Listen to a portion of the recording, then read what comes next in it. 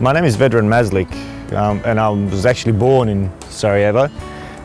But then during the conflict in the early 90s, I fled with my mum and brother to Germany, where we lived for a couple of years before migrating to Australia, almost 20 years ago now. My name's Esin Sarıbatık. I was born in Turkey, and when I was 1.5, my family moved to Australia, where I lived for about 25 years. And while in Australia, I obviously did my schooling there initially, and then did my university in political science, and also joined the military, which was a great passion of mine. And I spent the last 10 years as an army officer, which was a great privilege to lead some of the finest men and women in Australia. So many people actually ask me the question, how come you joined the army when you fled a war zone? And I guess the simple answer to that is, my father was here for 3.5 years on the front lines fighting, and through talking to him and the stories he's passed on to me, I've realised how important it is for a nation to actually have a stable defence force, but not to make war. And that's always been my thing. It's not to make war, but to help those most in need. While I was finishing my psychology degree, I spent some time in Ghana on a Liberian refugee camp, and spent a lot of time with victims of genocide, of war crimes, really trying to help them rebuild their communities. And it was there that I started to recognise how important having a security force that helps the people, protects the people really was. And it was from there that once I finished my studies, I applied for the Australian Department of Defence and started working there as a civilian. My last deployment to East Timor, I met this lovely lady. We were actually working together. She was kind of almost my boss, really, which made things a little bit interesting. But it was initially very much a friendship that we developed while on operations. And once we both returned back to Australia from operations, it developed into a real love story. In 2012, I was deployed to East Timor as an advisor to the commander of the peacekeeping operations there, and Maz was there on deployment as an army officer. And it was actually only through him that I discovered about my roots to Sarajevo. Both my great-grandmothers are actually from Sarajevo. So it seemed very fitting to choose Sarajevo, I guess for me as a comeback to Sarajevo, but in some small way a return for Esin as well, to see where her heritage, or part of her heritage, is from as well. And that's really why we chose to bring the sport of fitness, CrossFit, to Sarajevo. I've met some of the warmest people, but speaking and digging a little deeper, it's quite confronting and sad to see some of their own experiences during the conflict in the 90s. And it was really through those conversations that made us really decide that we wanted to come here and establish something that united instead of divided people. At our CrossFit box, we have over 7 nationalities training. It's one of the few places where ethnicity, where religion, where your family, where you come from doesn't matter. And that really was our vision from the very beginning.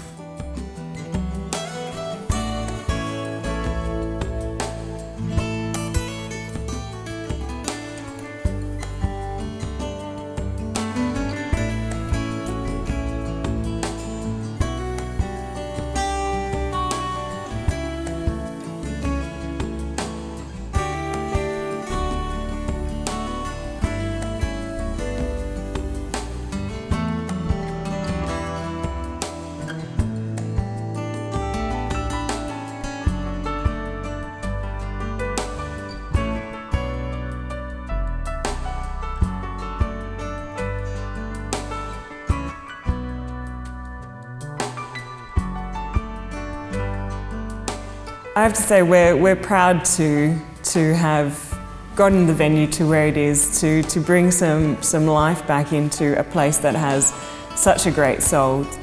To be in a stadium that was an Olympic venue stadium it's a fantastic spirit to be a part of, and it's nice to be part of something so historical. The renovation process was definitely a challenge. It took us about 6 months to get this place to the state it was in.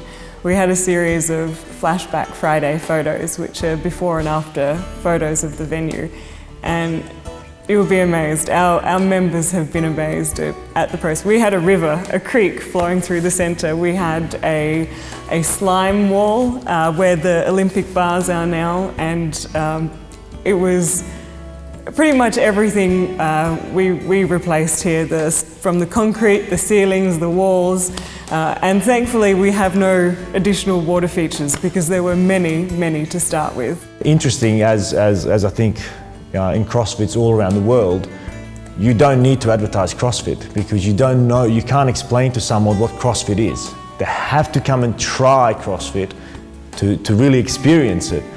And as it's renowned in the CrossFit community, it is your clients that become your billboard. And that's truly been the case for us, where we haven't really advertised, but more and more people are coming because somebody who's been with us for a month, they bring their sister, their brother, their best friend, and that's really helped create the community that CrossFit Sarajevo has become.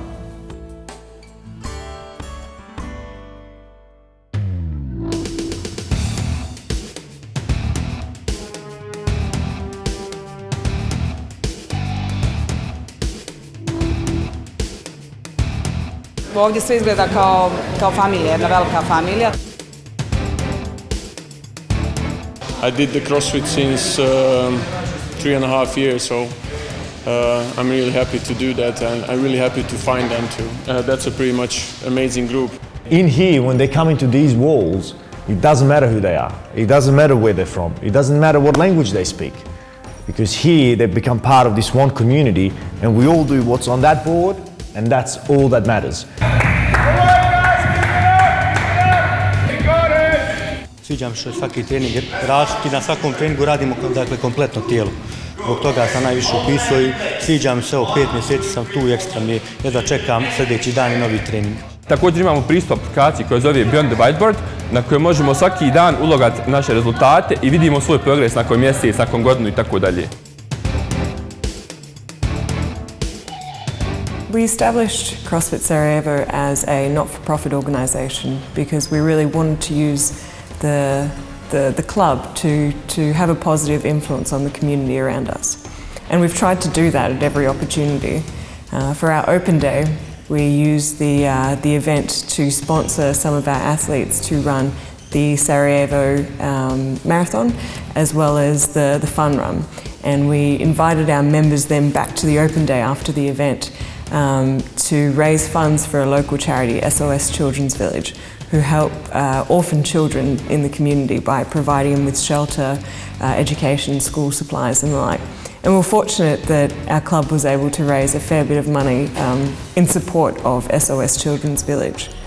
Apart from that, we've been fortunate to have our sponsor Reebok. We're a Reebok endorsed affiliate who have helped us with supplies on our open days to provide to our members, supporting us with equipment and goods because it's difficult to come across CrossFit supplies here in Bosnia.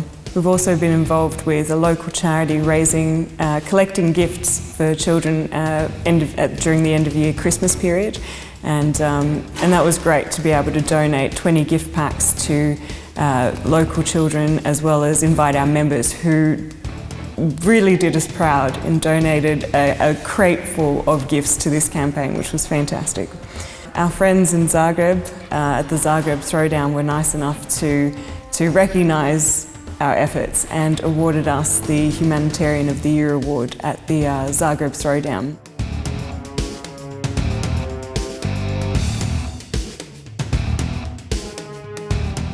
Vozim kamion, inače, znači posao mi je gdje se nigdje ne krećem.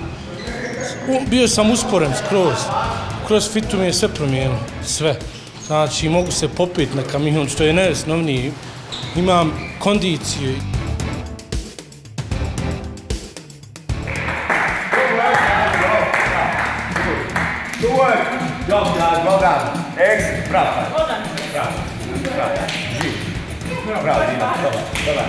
Bravo, top, bravo, 4-1, bravo, svaka čast. Now, 14 months later, when we sit back and look at what's happened and what we've created, we couldn't be happier, and all of it was worth it. When we see the gym now full, the music blaring and people jumping up and down and exercising and loving life and shaking hands, and that's what's made it all worth it. You know, people are getting better day by day, and the community is getting stronger and stronger. In 14 months in Bosnia, I have lived and experienced more than I would have lived in a lifetime, I think, in Australia.